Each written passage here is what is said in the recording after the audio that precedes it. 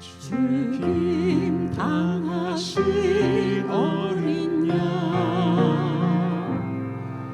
모든 족속과 방언 백성과 나라 가운데서 우리를 피로 사서 하나님께 드리셨네.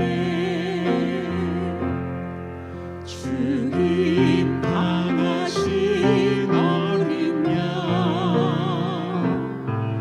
우리들을 알아와 제사장 삼아 주셨으니 우리는 주와 함께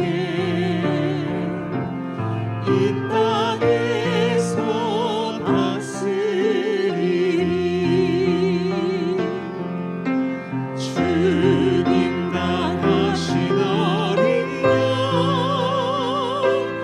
능력과 부와 지혜 힘과 존귀와 영광 찬송 받으시기에 합당하신 죽임 당하신 죽임 당하신 어린 양 모든 족속과 방언 백성과 나라 가운데서 우리를 피로 사서 하나님께 드리셨네. 죽임 당하신 어린 양 우리들을 알아와 제사장 삼아 주셨으니 우리는 주와 함께 이 땅에서 다스리리. 죽임 당하신 어린 양 능력과 부와 지혜 힘과 존귀와 영광 찬송 받으시기에 합당하신 어린 양.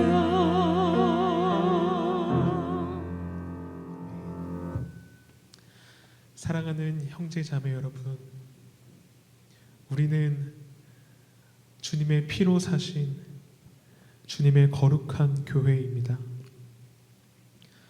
오늘도 그 사명을 감당하기 위하여 주님의 임재 앞에 우리를 드리기를 원합니다. 성령님, 이 시간 예배 가운데 우리의 굳은 마음을 제거하시옵소서.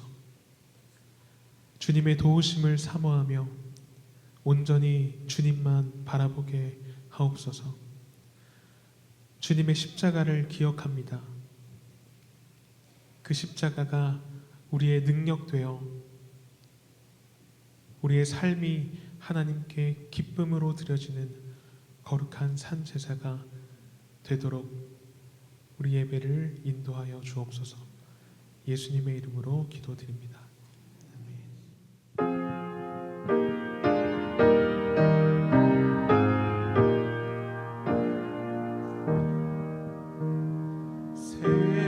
세상에 헛된 신을 버리고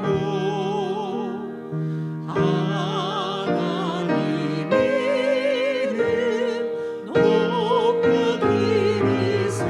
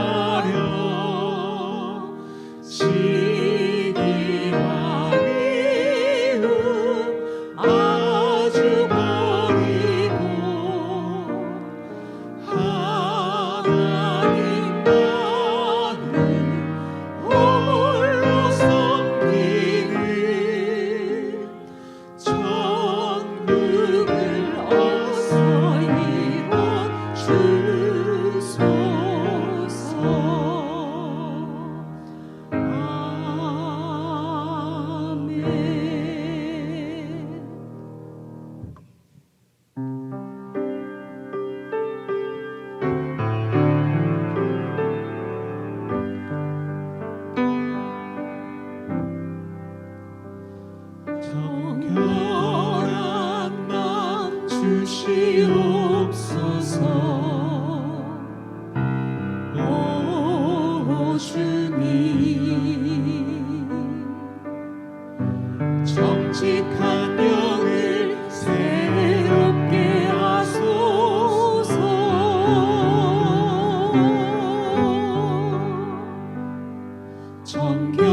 정결한 맘 주시옵소서. 오 주님, 정직한 영을 새롭게 하소서.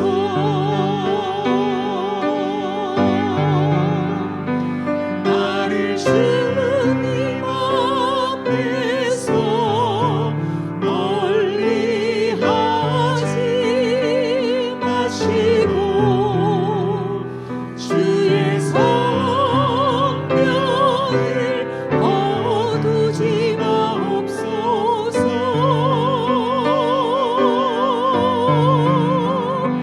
그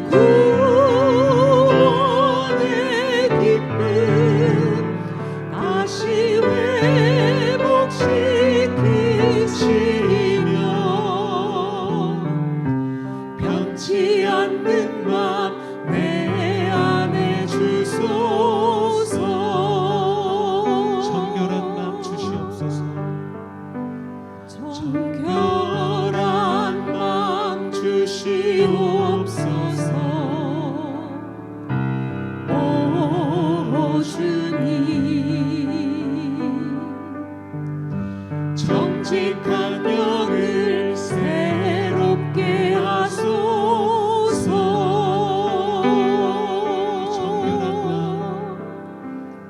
정결한 맘 주시옵소서. 오 주님, 정직한 영을 새롭게 하소서.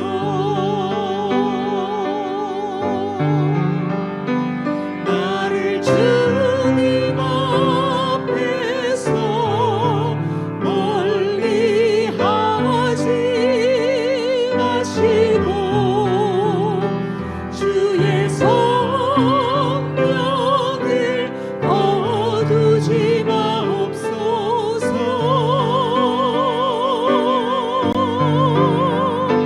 그 구원의 기쁨 다시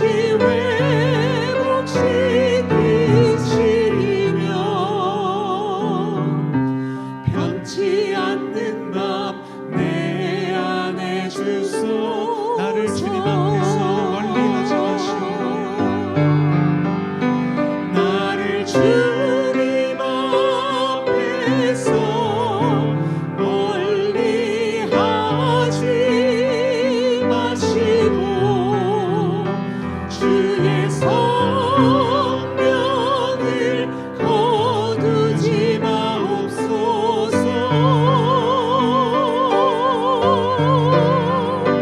그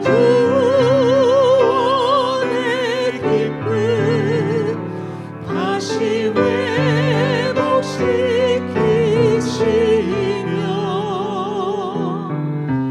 변치 않는 맘 내 안에 주소서.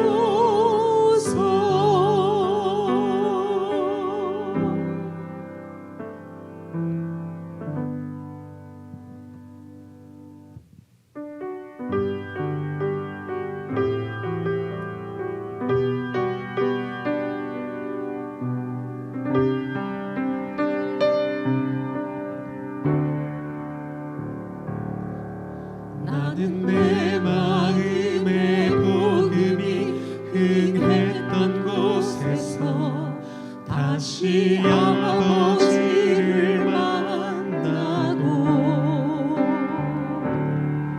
주님 내 마음의 연약한 눈물의 끝에서 또 나를 반겨주시네. 나는 내 마음의 복음이 나는 내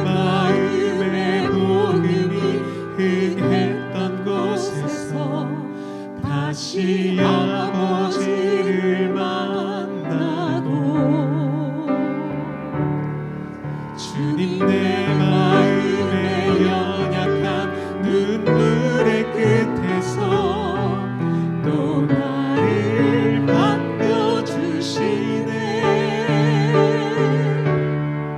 작다 생각했던 그의 부르심 다시 나를 회복해 하시네. 다시 일어나 주를 예배함이 내 모든 기쁨이 되리. 그의 기쁨 되어 삶의 모든 순간을 주께 다 내어드리리. 나는 내 마음의 복음이 흥했던 곳에서 다시 아버지를 만나고 주님 내 마음의 연약한 눈물의 끝에서 또 나를 반겨주시네. 작다 생각했던 그의 부르심 다시 나를 회복해 하시네. 다시 일어나 주를 예배함이 내 모든 기쁨이 되리. 그의 기쁨 되어 삶의 모든 순간을 주께 다 내어드리리. 다시 일어나 주를 예배함이 다시 일어나 주를 예배함이 내 모든 기쁨이 되리. 그의 기쁨 되어 삶의 모든 순간을 주께 다 내어드리리. 다시 일어나 주를 예배함이 내 모든 기쁨이 되리. 그의 기쁨 되어 삶의 모든 순간을 주께 다 내어드리리.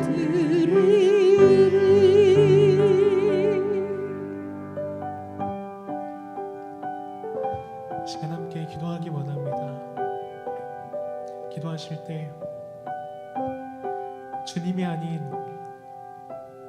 세상의 다른 것을 쫓아 주님의 부르심이 아닌 세상의 자랑을 쫓았던 우리의 모습을 돌이켜 오직 주님의 임재 앞으로 나아가기를 원하오니 오직 예배 가운데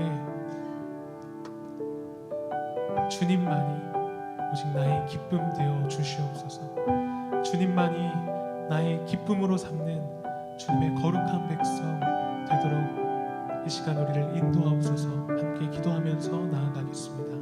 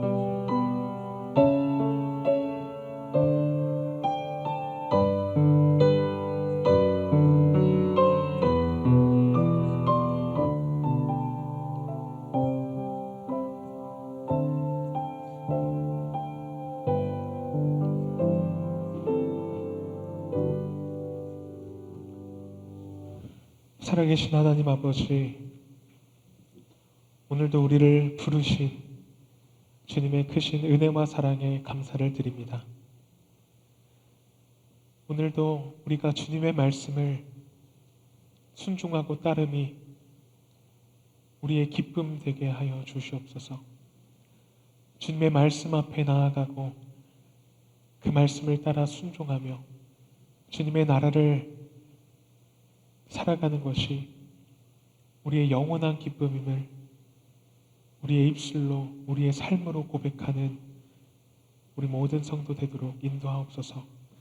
말씀 가운데 우리의 연약함, 우리의 더러운 부분들을 보게 하시고 주님의 말씀에 순종함으로 우리의 모든 더러움을 기경하는 귀한 시간 될 수 있도록 주님 함께하여 주옵소서. 감사드리며 예수님의 이름으로 기도드립니다. 아멘.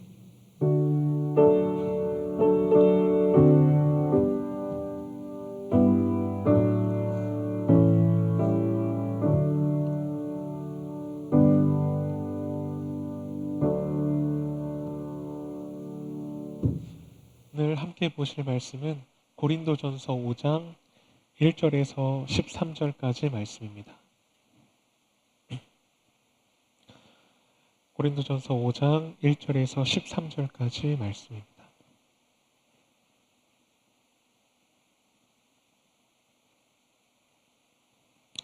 한 절씩 교독하시고 마지막 절은 함께 읽도록 하겠습니다.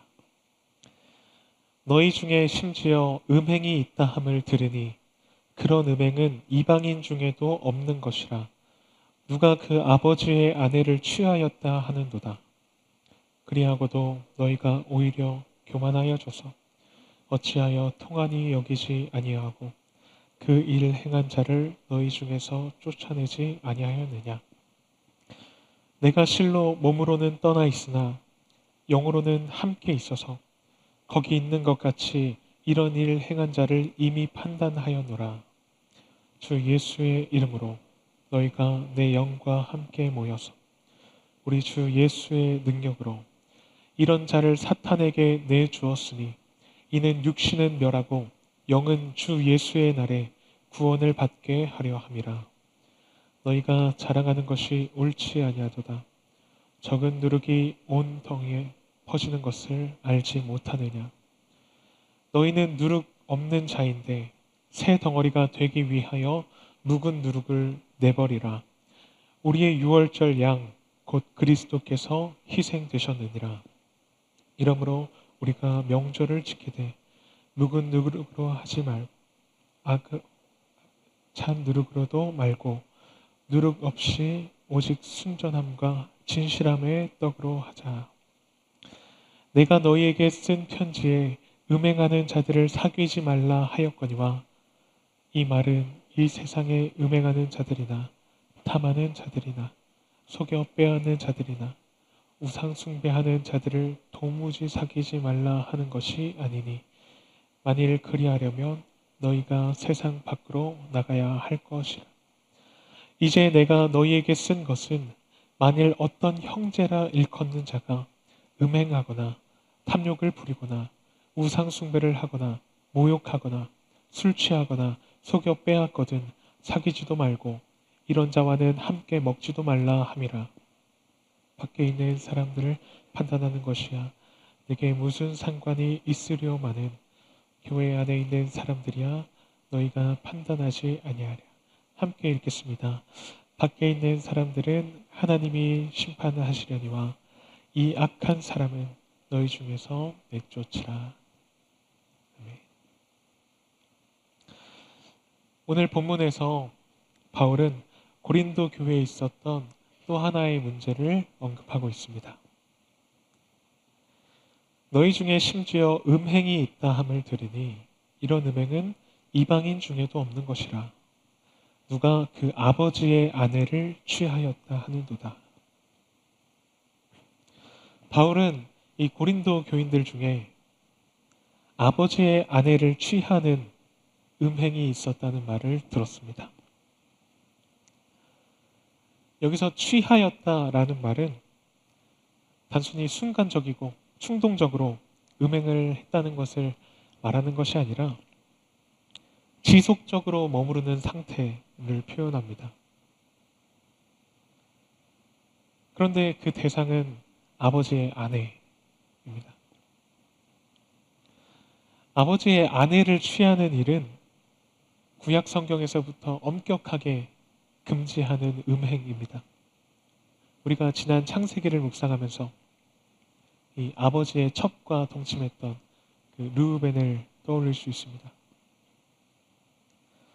그러나 고린도 교인들 중에는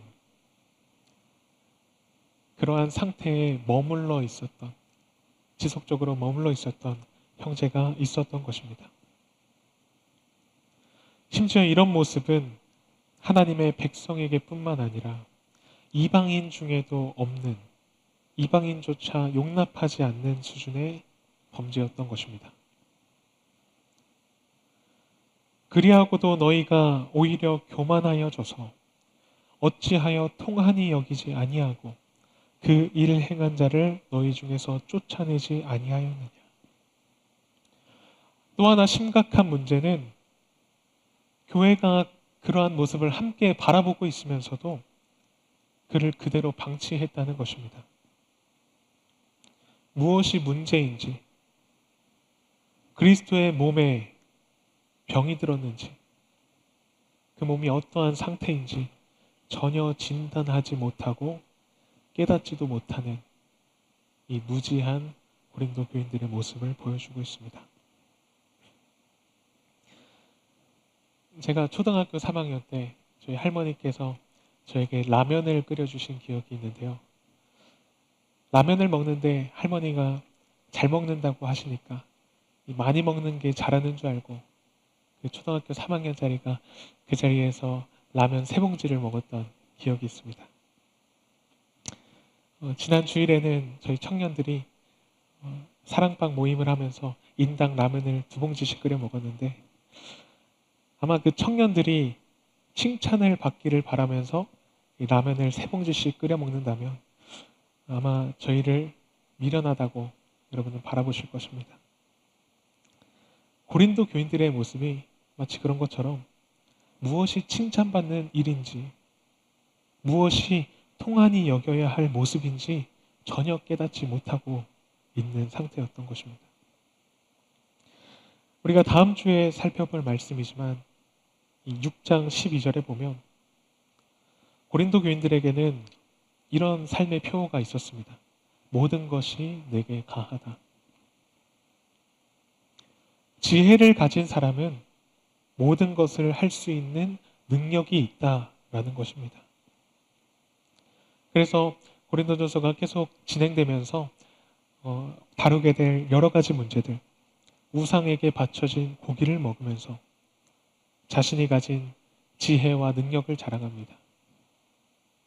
또 매춘부와 아무렇지 않게 자기의 몸을 섞으면서 자신의 지혜와 능력을 자랑합니다.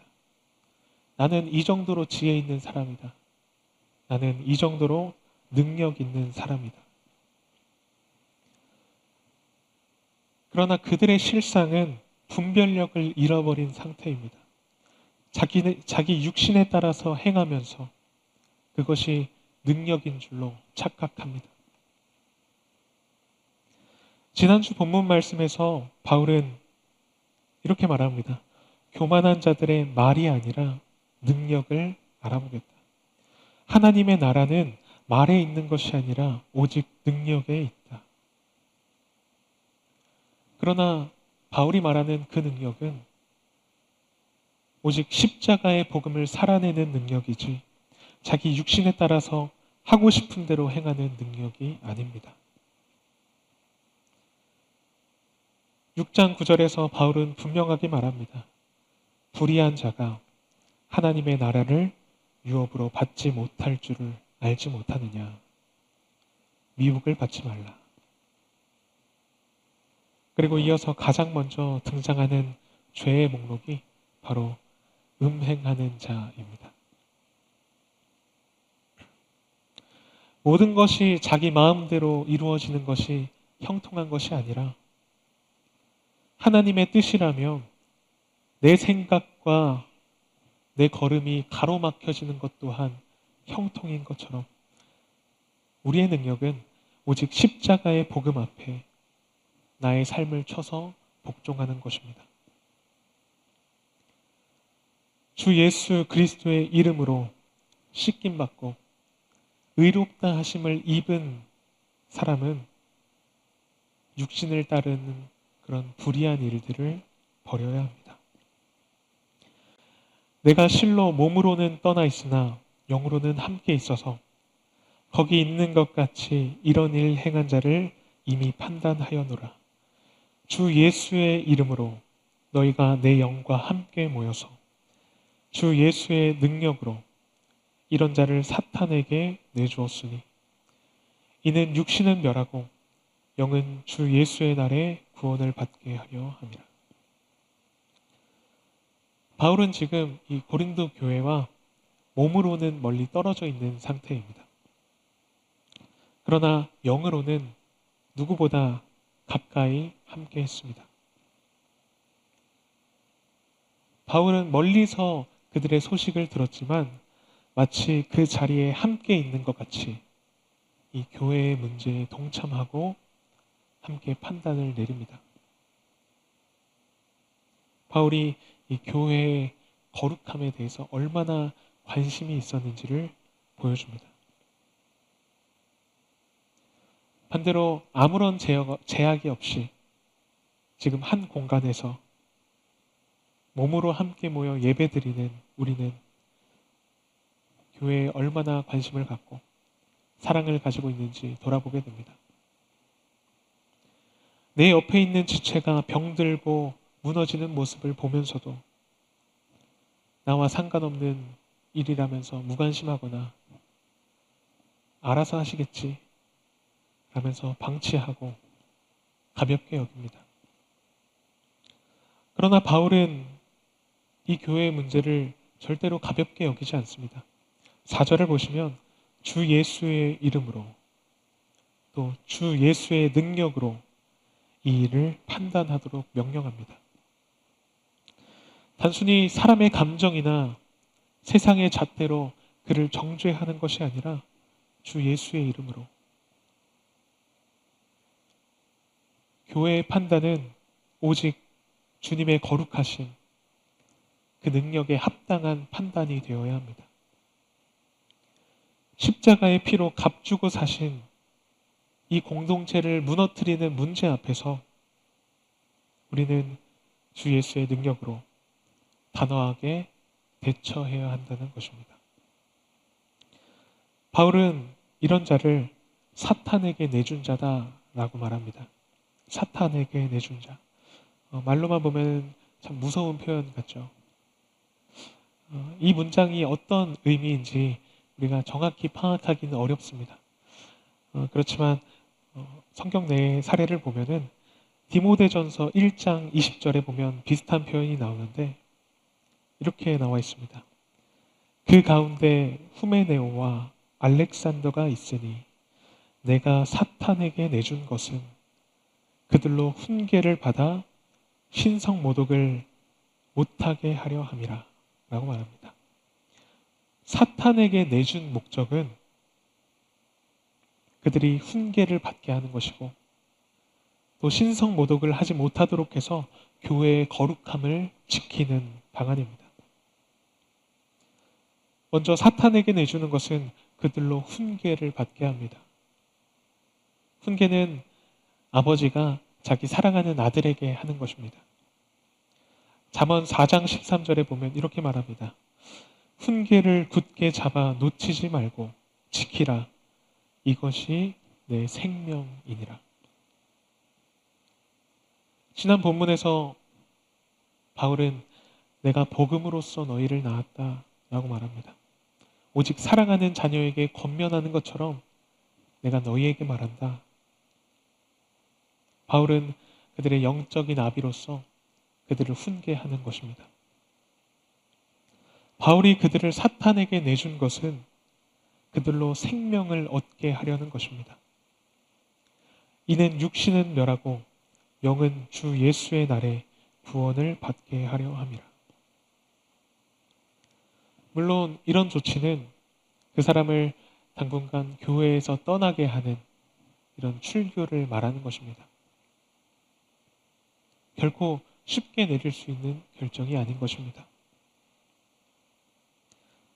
안 그래도 꼴 보기 싫었는데 눈앞에서 사라지니까 속 시원하다.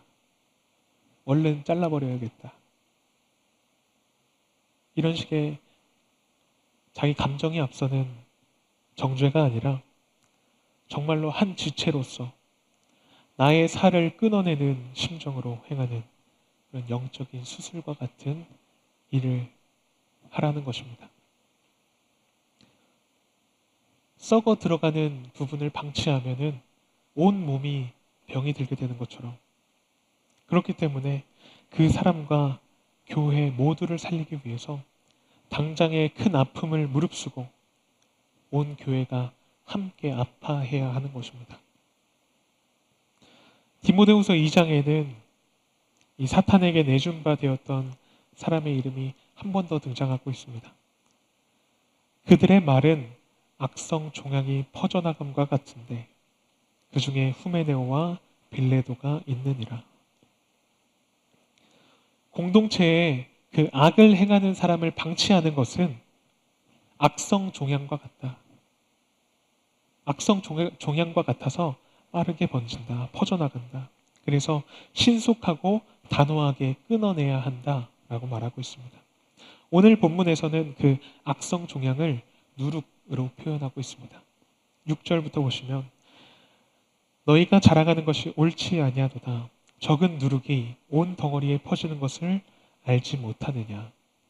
너희는 누룩 없는 자인데 새 덩어리가 되기 위하여 묵은 누룩을 내버리라. 우리의 유월절 양 곧 그리스도께서 희생되셨느니라. 이러므로 우리가 명절을 지키되 묵은 누룩으로 하지 말고 악하고 악의에 찬 누룩으로도 말고 누룩 없이 오직 순전함과 진실함의 떡으로 하자. 고린도 교인들은 어쩌면 이 끔찍한 음행의 문제를 단지 그 한 사람의 문제로, 그 개인의 연약함 정도로 가볍게 생각했을지 모릅니다. 그러나 바울이 이토록 단호하게 여기고 한 사람 개인의 문제가 아니라 교회 공동체 전체가 함께 아파해야 될 문제로 여겼던 것은 그 작은 악이 교회 전체에 퍼지게 되기 때문입니다. 누룩이 작아 보여도 순식간에 온 덩어리로 퍼져나가는 것처럼 강한 전염성을 갖고 있는 것입니다. 마찬가지로 한 사람의 음행이더라도 그것을 교회가 방치한다면 교회 전체의 거룩성이 무너지게 되는 것입니다. 그래서 바울은 7절에서 이렇게 명령합니다. 묵은 누룩을 내버리라. 참된 십자가 복음의 능력은 죄를 그저 덮어두고 자기 욕심대로 살아가는 것이 아니라 묵은 누룩을 내버리고 우리를 거룩한 새 덩어리로 빚어나가는 것입니다. 바울은 우리가 묵은 누룩을 내버려야 하는 본질적인 이유를 말합니다.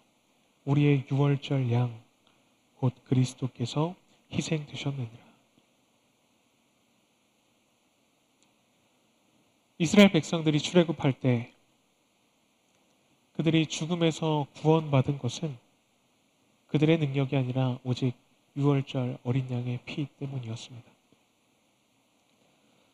바울이 그것을 언급하면서 8절에서 명절을 지키자라고 하는 것은 단순히 그 절기를 행사로서 지키자는 것이 아니라 예수 그리스도의 전적인 희생으로 구원받은 이 교회가 이제 그 유월절 공동체, 그 거룩한 정체성을 우리 삶 속에서 지켜나가자라는 것입니다.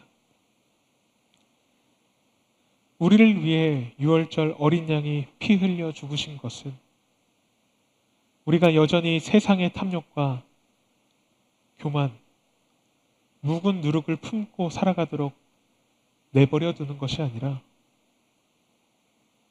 내 교만하고 헛된 지혜와 세상의 자랑을 다 버리고 오직 나를 위해 죽으신 어린 양 되신 그리스도의 십자가의 공로만을 의지하는 이 순전함과 진실함의 떡으로 살아가게 하는 것입니다.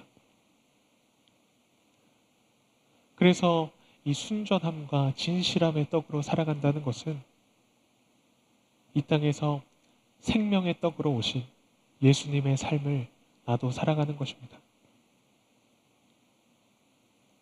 우리가 주님의 삶을 사는 것은, 우리도 생명의 떡으로 이 땅을 살아가는 것은 우리의 거룩함이 전제될 때에만 가능합니다. 다시 디모데후서 2장을 또 살펴보면 사탄에게 내준받은 그 사람의 이름이 언급되고 난 바로 뒤에 우리가 주목해야 될 그 목적이 기록되고 있습니다. 디모데후서 2장 20절과 21절입니다. 큰 집에는 금그릇과 은그릇뿐 아니라 나무그릇과 질그릇도 있어 귀하게 쓰는 것도 있고 천하게 쓰는 것도 있나니 그러므로 누구든지 이런 것에서 자기를 깨끗하게 하면 귀히 쓰는 그릇이 되어 거룩하고 주인의 쓰심에 합당하며 모든 선한 일에 준비함이 되리라. 바울이 이 공동체 안의 누룩을 아파하면서도 도려내고자 했던 목적은 단순히 한 사람을 정죄하고 끝내려는 것이 아니라 우리를 깨끗하게 해서, 우리를 정결하게 해서 주님의 쓰시기에 합당한 귀히 쓰시는 그릇이 되게 하기 위함입니다. 주님께서 온전히 사용하실 수 있는 거룩한 도구로 회복되기 위하여서 바울은 우리의 묵은 누룩을 내버리자라고 권면합니다. 이어서 9절과 10절입니다. 내가 너희에게 쓴 편지에 음행하는 자들을 사귀지 말라 하였거니와 이 말은 이 세상에 음행하는 자들이나 탐하는 자들이나 속여 빼앗는 자들이나 우상 숭배하는 자들을 도무지 사귀지 말라 하는 것이 아니니 만일 그리하려면 너희가 세상 밖으로 나가야 할 것이니라. 이전에 바울은 고린도 교회에 음행한 자들과 사귀지 말라라고 편지한 기록이 있습니다. 편지한 적이 있습니다. 그러나 고린도 교인들은 이 바울의 말을 오해했습니다. 세상의 모든 죄인들, 모든 불신자들과 아예 접촉도 하지 말고 상종도 하지 말라라는 뜻으로 오해했던 것입니다. 하지만 여기서 바울은 그들의 오해를 바로잡아 줍니다. 바울이 말하는 교회의 거룩함은 교인들이 산속으로 들어가서 어떤 세상과 물리적으로 분리되어 있는 그런 것을 말하는 것이 아닙니다. 오히려 교회가 세상 속으로 들어가서 주님의 몸된 교회로 살아내는 것을 말합니다. 그것은 우리가 이 땅에 생명의 떡으로 오신 예수님의 삶을 기억한다면 쉽게 알 수 있습니다. 우리의 본이 되신 예수님은 이 세상에서 멀리 떨어져 있지 않으시고 오히려 죄인들 곁으로 오셔서 죄인들과 함께 먹으셨습니다. 더럽고 냄새나는 곳에 더 가까이 들어가신 분이 예수님이십니다. 복음서에 보면은 12년 동안 혈루증을 앓은 여인이 나옵니다. 그 여인은 자신이 낫기를 원한다는 그런 간절한 소망을 가지고, 소원을 가지고 예수님의 옷자락을 붙잡습니다. 유대인의 정결법에 따른다면 부정한 여인의 손이 닿는 순간 예수님도 부정한 존재가 되어야 됩니다. 그러나 예수님은 그 여인의 손에 의해서 부정해지지 않을 뿐만 아니라 오히려 예수님의 의로움과 예수님의 생명이 그 여인에게 전해집니다. 고린도전서는 교회가, 우리가 그리스도의 몸이라는 것을 계속해서 강조합니다. 예수님의 옷자락에 이런 능력이 있는데 하물며 그리스도의 몸인 그 지체인 우리 교회는 더 위대한 그 생명력을 나타내는 그 능력을 살아내는 교회가 되어야 하지 않겠습니까? 교회는 이 세상의 악으로부터, 세상의 부정으로부터 자신이 더럽히게 될까봐 두려워하는 존재들이 아니라 예수님의 생명으로 예수님의 사명을 이어받아서 도리어 세상을 깨끗하게 하고 순전함과 진실함의 떡으로 살아가는 공동체인 것입니다. 이제 내가 너희에게 쓴 것은 만일 어떤 형제라 일컫는 자가 음행하거나 탐욕을 부리거나 우상 숭배를 하거나 모욕을 하거나 술 취하거나 속여 빼앗거든 사귀지도 말고 그런 자와는 함께 먹지도 말라 함이라. 밖에 있는 사람들을 판단하는 것이야 내게 무슨 상관이 있으리오마는 교회 안에 있는 사람들이야 너희가 판단하지 아니하랴. 밖에 있는 사람들은 하나님이 심판하시려니와 이 악한 사람은 너희 중에서 내쫓으라. 바울이 이 밖에 있는 사람들을 판단하지 말라고 한 것은 밖에 있는 사람들을 판단하지 말고 또 오직 교회에 있는 자들을 치리하라, 판단하라 라고 말한 것은 우리가 물론 성도는 장차 세상에서 뿐만 아니라 천사들까지도 판단할 존재이기 때문에 우리는 세상을 판단해야 하기도 하지만 먼저는 교회 내부를 판단하도록 했습니다. 우리가 교회가 세상을 판단하고 깨끗하게 하는 그 사명을 수행하기 위해서는 그런 생명의 능력을 발휘하려면 먼저는 우리 안에 거룩함이 회복되어야 되기 때문입니다. 그래서 바울이 여기서 주목하고 있는 자는 바로 형제라 일컫는 자입니다. 입으로는 그리스도인이라고 자처하고 교회 안에서 형제 자매라 불리면서 실제 삶에서는 탐욕과 음행과 속여 빼앗는 세상의 방식이 그대로 있는 자들을 말합니다. 바울은 그런 자들과 함께 먹지도 말라라고 명령합니다. 교회에서, 이 초대 교회에서 특히 함께 모여서 먹는다는 것은 단순한 교제가 아니라 그리스도의 살과 피를 나누는 깊은 영적인 교제의 자리를 말합니다. 그런데 그 사람들을 이 깊은 교제의 자리에서 끊어내라는 것은 이 공동체 안에 누룩을 퍼뜨리지 못하도록 단호하게 치리하라는 뜻입니다. 교회 내부에 이 묵은 누룩을 도려내는 것은 우리 교회가 마땅히 감당해내야 될 거룩한 의무입니다. 세상의 음행과 탐욕을 교회 안으로 끌고 온 그것을 그대로 둔다면 우리는 세상을 살리는 사명을 감당하기는커녕 우리조차 세상에 물들고 마는 존재가 됩니다. 그러나 오늘날 우리의 교회의 모습을 돌이켜 살펴본다면 이 바울의 가르침과는 완전히 반대되는 모습을 보여주고 있는 것 같습니다. 세상에 대해서는 절대로 굽히지 않는 기준을 들이밀면서 정죄합니다.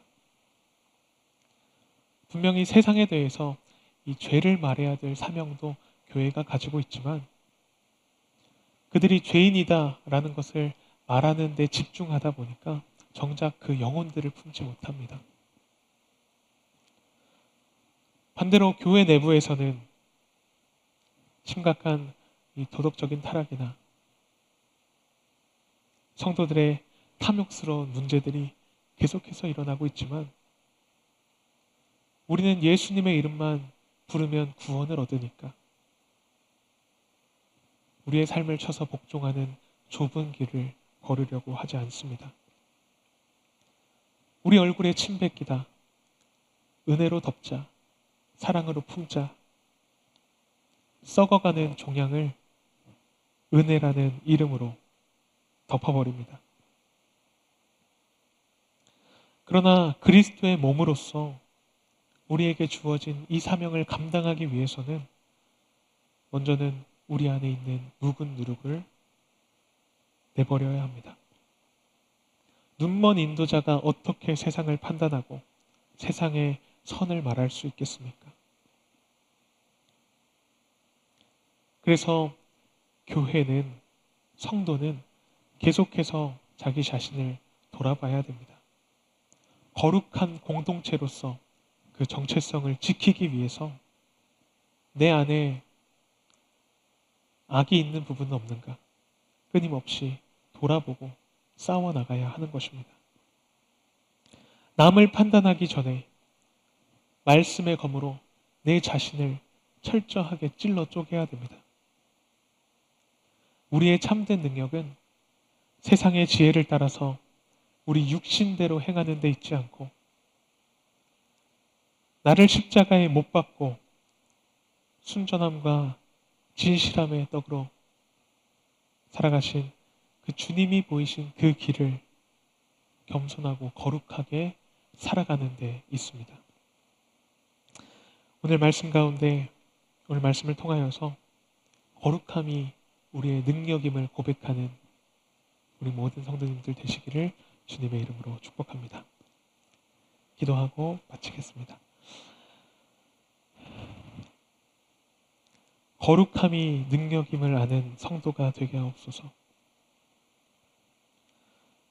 주님께서 보이신 그 길을 걸으며 주님을 닮아 복음의 능력을 살아내는 우리가 되기를 원합니다.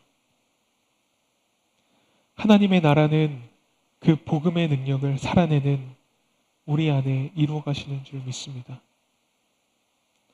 그 나라를 사모하며 먼저는 우리 안에 있는 더러운 누룩을 제거하게 하시고 우리의 삶이 예배가 되어 이 땅에 하나님의 나라를 세워나가는 주님의 진실하고 신실한 거룩한 교회가 되게 하옵소서. 예수님의 이름으로 기도드립니다. 이 말씀을 기억하면서 함께 찬양하겠습니다.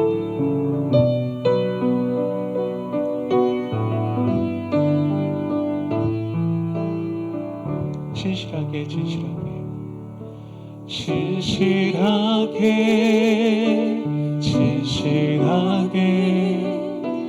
거룩하게 살게 하소서. 진실하게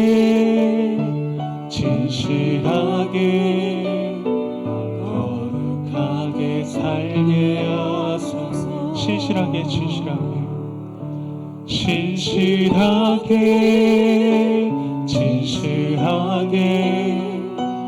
거룩하게 살게 하소서.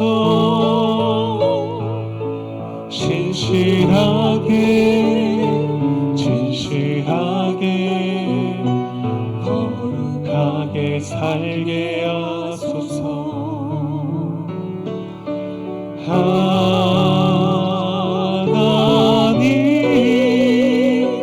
나의 마음 만져주소서.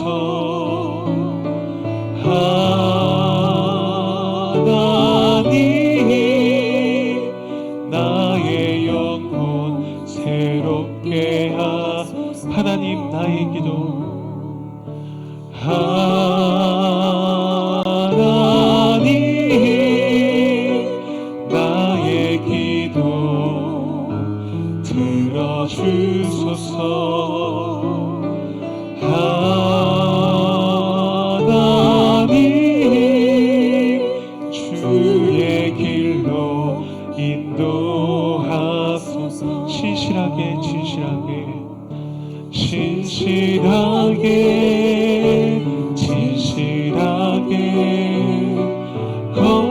거룩하게 살게 하소서. 진실하게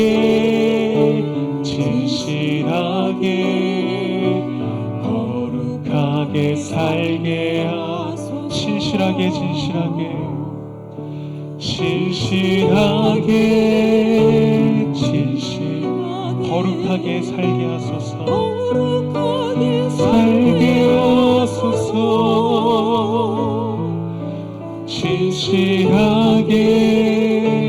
진실하게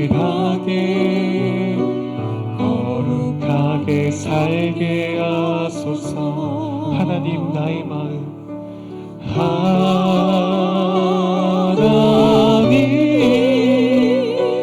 나의 마음 만져주소서. 하나님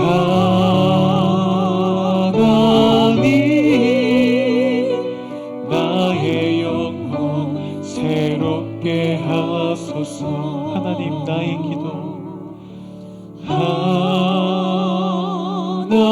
하나님 나의 기도 들어주소서.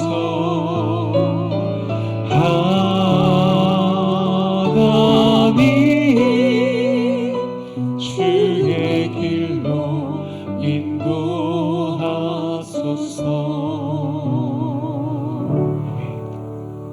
주님 앞에 신실함과 진실함으로 거룩한 덩어리로 순전한 떡으로 주님 앞에 살아내기를 축복합니다. 우리 주기도문으로 기도하겠습니다. 하늘에 계신 우리의 아버지여, 이름이 거룩히 여김을 받으시오며 나라의 임하옵시며 뜻이 하늘에서 이룬 것 같이 땅에서도 이루어지이다. 오늘날 우리에게 일용할 양식을 주옵시고 우리가 우리에게 죄 지은 자를 사하여 준 것 같이 우리 죄를 사하여 주옵시고 우리를 시험에 들게 하지 마옵시고 다만 악에서 구하옵소서. 대개 나라와 권세와 영광이 아버지께 영원히 있사옵나이다. 아멘.